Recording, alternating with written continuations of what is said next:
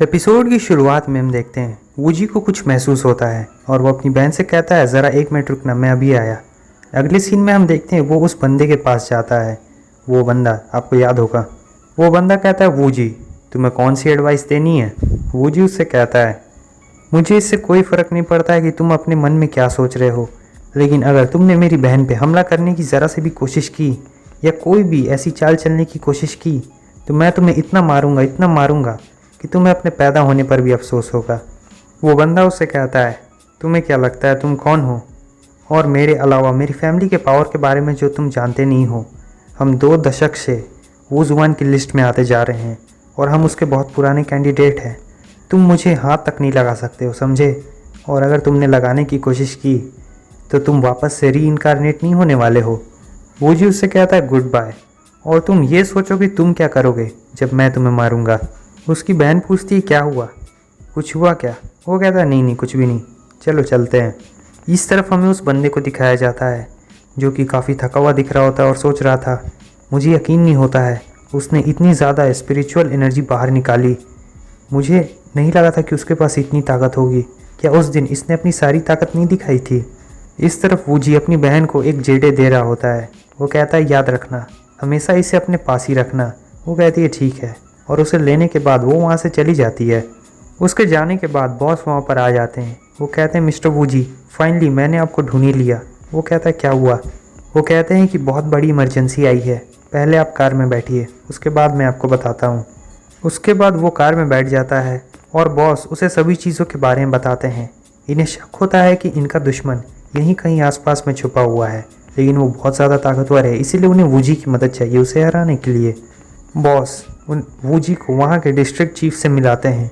वो दोनों एक दूसरे को अपना इंट्रोडक्शन देते हैं। वो चीफ कहते हैं कि मैंने आपका नाम बहुत सुना था, लेकिन आज अपनी आंखों से देखने के बाद मुझे बहुत ज़्यादा खुशी हो रही है उस ताकतवर शख्स को जिसके पास बहुत सारी ताकत है। वो कहता है कॉम्प्लीमेंट के लिए आपका बहुत बहुत शुक्रिया, लेकिन ये तो कुछ ज़्यादा ही हो गया। नेक्स्ट सीन में हम देखते हैं वो लोग उस जगह पर पहुँच जाते हैं जहाँ उन्हें अपने दुश्मन की छुपे होने की आशंका होती है। वूजी सोच रहा होता है इस जगह में तो बहुत बड़ी बड़ी घास है, ये जगह छुपने के लिए 1 नंबर है और हमारे जैसों को ढूंढने के लिए बहुत मुश्किल।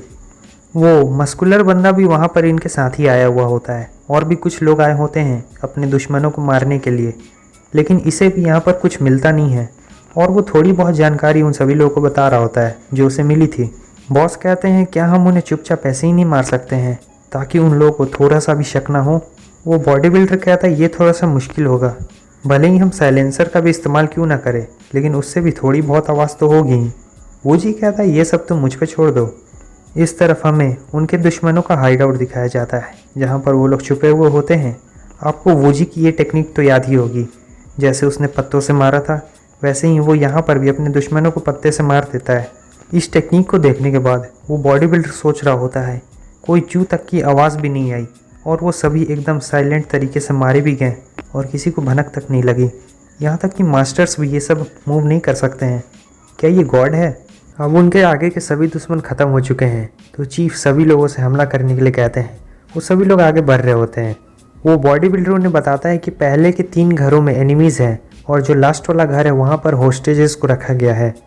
चीफ वूजी से कहते हैं कि आप जाकर उन होस्टेजेस को बचाइए, जितने एनिमीज़ बाकी हैं हम उन सभी को संभाल लेंगे। इस तरफ हमें एनिमीज़ को दिखाया जाता है जो उन्हें देख रहे होते हैं और कहते हैं इनकी हिम्मत तो देखो, सीधे सीधे हम पर हमला करने के लिए आ रहे हैं। लेकिन अगले ही सीन में हम देखते हैं वो बॉडी बिल्डर वहाँ के ज़्यादातर एनिमीज़ को मार देता है। वूजी भी उसी घर में आता है, वहाँ पर कोई उसका इंतज़ार कर रहा होता है। वो कहता है तुम अपनी मौत को दावत देने के लिए आ गए हो। वो वूजी पे हमला करता है लेकिन वूजी उसके हमलों से बच रहा होता है। तभी वूजी को उसके वेपन पे नज़र जाती है, उनके सारे वेपन्स में पॉइजन लगा हुआ होता है। अब वो लोग होस्टेजेस वाले रूम में पहुंच चुके होते हैं जहां पर बहुत सारी लड़कियों को बंधक बना के रखा गया होता है। इधर वूजी का ध्यान थोड़ा सा भटकता है और कोई हमला करने के लिए आ रहा होता है, लेकिन वूजी उसका हाथ पकड़ के उसका हाथ ही तोड़ डालता है। उसके बाद वो उस बंदे का गला भी उड़ा देता है। इस तरफ हमें बॉस को दिखाया जाता है जो कह रहे होते हैं कि हमें इस जगह पर जल्द से जल्द कंट्रोल लेना होगा।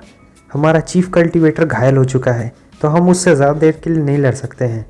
वूजी कहता है तुम मुझे उसके पास लेके चलो, मैं उससे लड़ूंगा।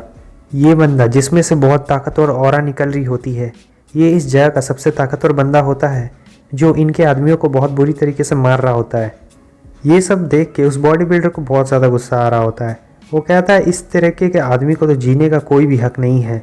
लेकिन हम देखते हैं वो जो सबसे ताकतवर वहाँ का बंदा होता है वो इनके आदमियों को बहुत बुरी तरीके से मारता है और अपनी पावर जैसे बढ़ाता है ये दोनों बहुत दूर जाके गिर जाते हैं।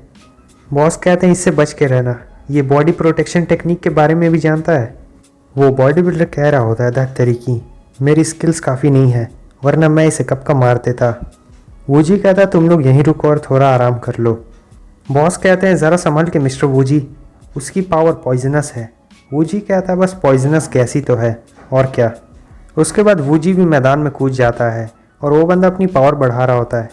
वूजी उससे कहता है तुमने मासूम लोगों को नुकसान पहुंचाया, वो भी सिर्फ अपनी पावर बढ़ाने के लिए। मैं तुम्हें कभी माफ़ नहीं करूँगा, तुम्हें तो मरना ही पड़ेगा। वूजी उस पर अपनी ताकत से हमला करता है, वो अपनी फुल पावर से हमला नहीं करता है। वो बंदा उसके हमले को रोक नहीं पाता है और उसे एक ज़ोरदार लगता है। वो बंदा सीधे ज़मीन पर गिर जाता है। वो कहता है सिटी डाइटी का मास्टर, तुम इतनी जल्दी यहाँ पर कैसे आ गए।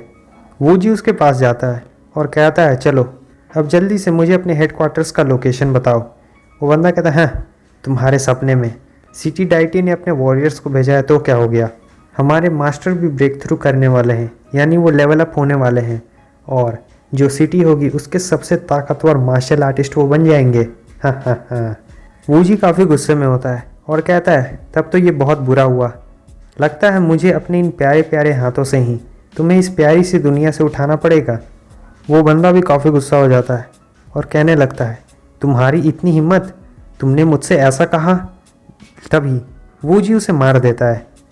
उसके टपकने के बाद चीफ वहाँ पे आते हैं और कहते हैं मैंने ऐसा नहीं सोचा था कि सिचुएशन इतनी ज़्यादा बुरी हो जाएगी। वो पर्सन उसे हराना इतना ज़्यादा मुश्किल नहीं है, मैंने सुना है कि उसने दूसरी दुनिया में भी कदम रख लिया है। वूजी उनसे कहता है अगर अगली बार ऐसी सिचुएशन रही तो आप मुझे जल्द से जल्द कांटेक्ट करिएगा। चीफ कहते हैं ये तो बहुत अच्छी बात है और इस तरह बॉस कह रहे होते हैं मिस्टर वूजी आपने हमारे लिए ये जो काम किया है इसके लिए आपका बहुत बहुत शुक्रिया। अब सभी चीज़ें सेटल हो चुकी है तो चलिए मैं आपको सिटी में वापस छोड़ देता हूँ। और बस हमारा ये एपिसोड भी यहीं पे ख़त्म होता है। लेकिन इससे पहले कि आप लोग जाएँ मैं आपको बता देना चाहता हूँ कि आने वाले 3-4 एपिसोड बहुत ही ज़्यादा मज़ेदार होने वाले हैं, तो नोटिफिकेशन ऑन करके रखें और उन्हें देखना बिल्कुल ना भूलें। फिर मिलते हैं आपसे नेक्स्ट वीडियो में। यहाँ तक वीडियो देखने के लिए बहुत बहुत शुक्रिया। Bye bye.